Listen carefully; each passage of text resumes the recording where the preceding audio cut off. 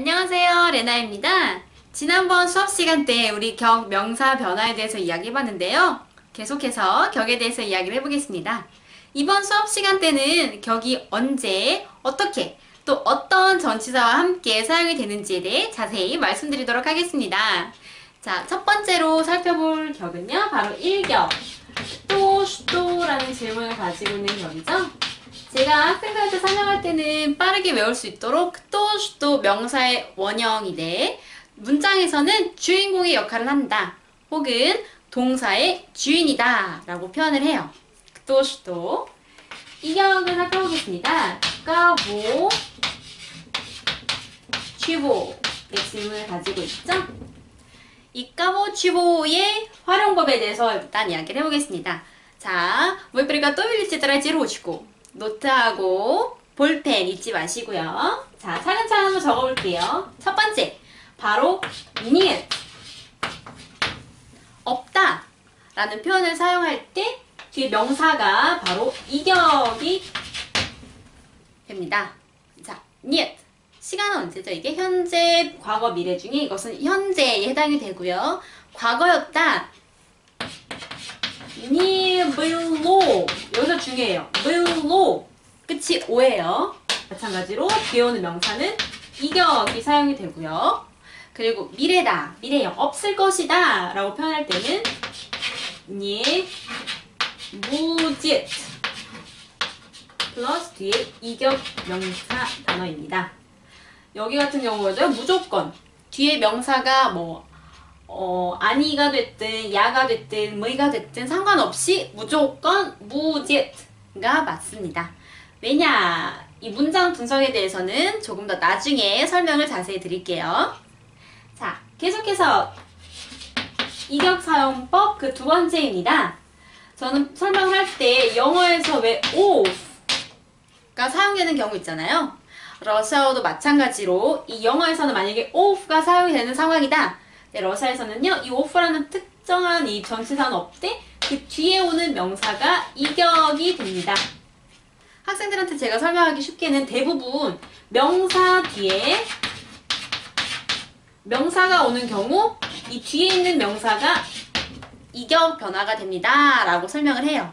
자, 예를 들어서 한번 살펴볼게요. 이 of 사용법을. 자, 첫 번째 예로는요, 바로 chest 까보, 취보. 예를 들어서 구소 또르타, 케이크 한 조각, piece of 케이크가 되겠죠? 케이크 한 조각. 여기 같은 경우에는 명사 뒤에 아까 말씀드렸듯이 명사 뒤에 명사일 때 이 뒤에 명사가 이격이 돼요. 구소, 취보.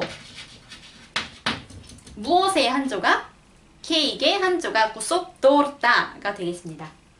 두 번째 경우 취라는 질문에 해당이 될 때예요.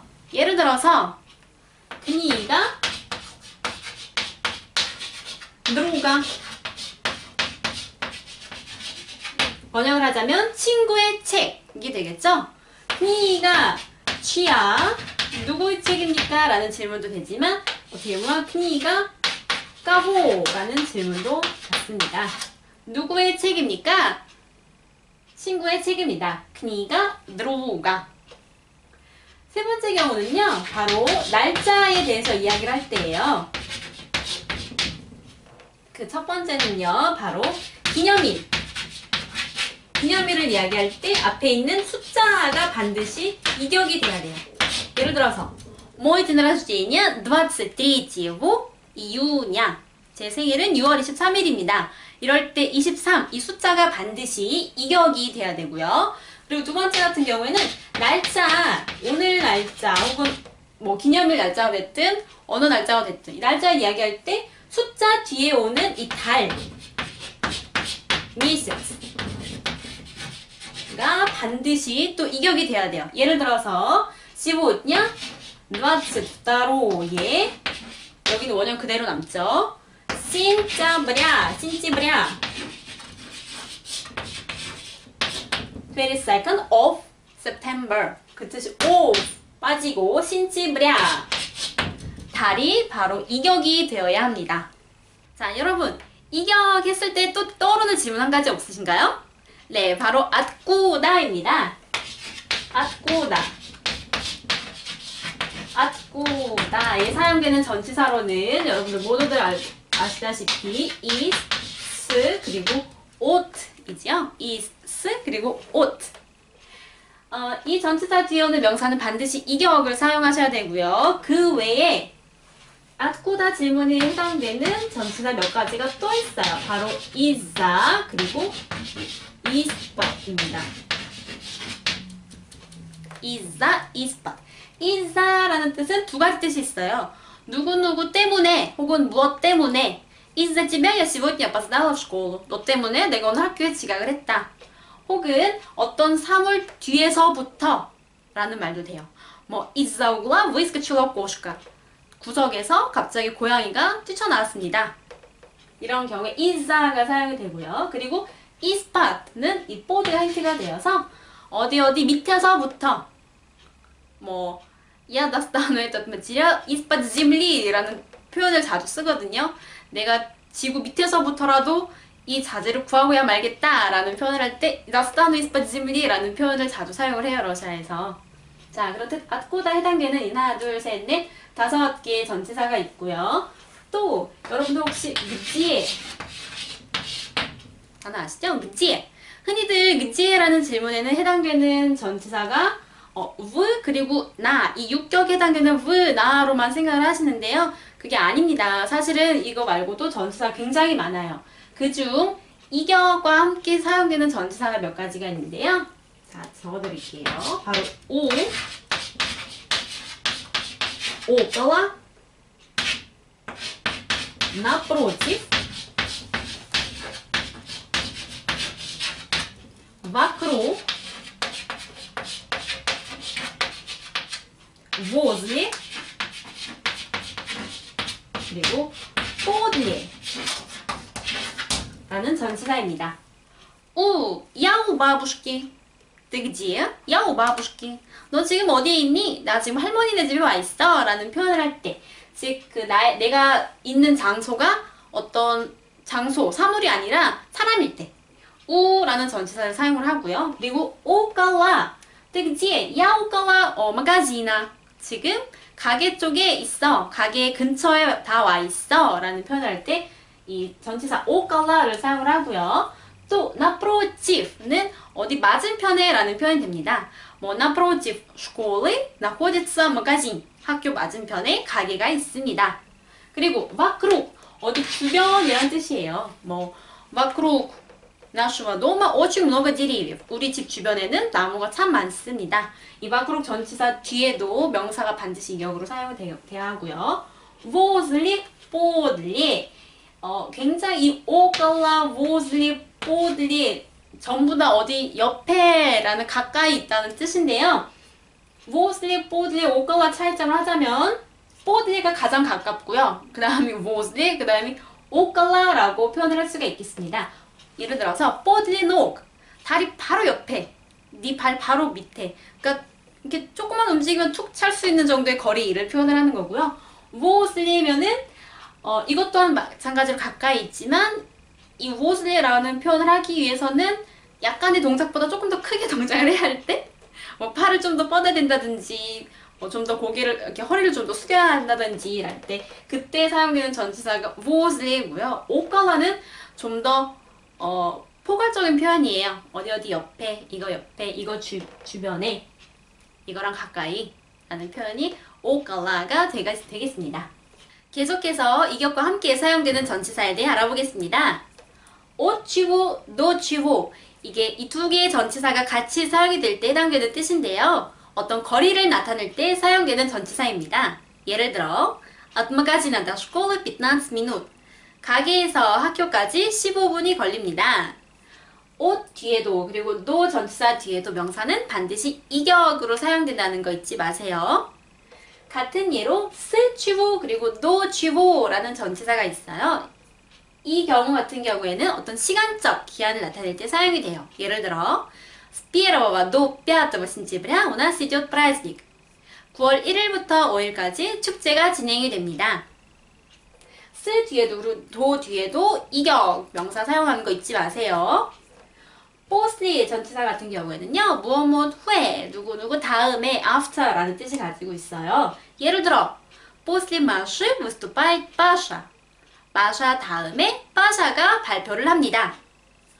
도 같은 경우는 이거의 반대라고 할 수가 있죠. 무엇 무엇 전에 혹은 누구 전에 before. 예를 들어 Do меня выступал Паша. 나 전에 빠샤가 발표를 했습니다.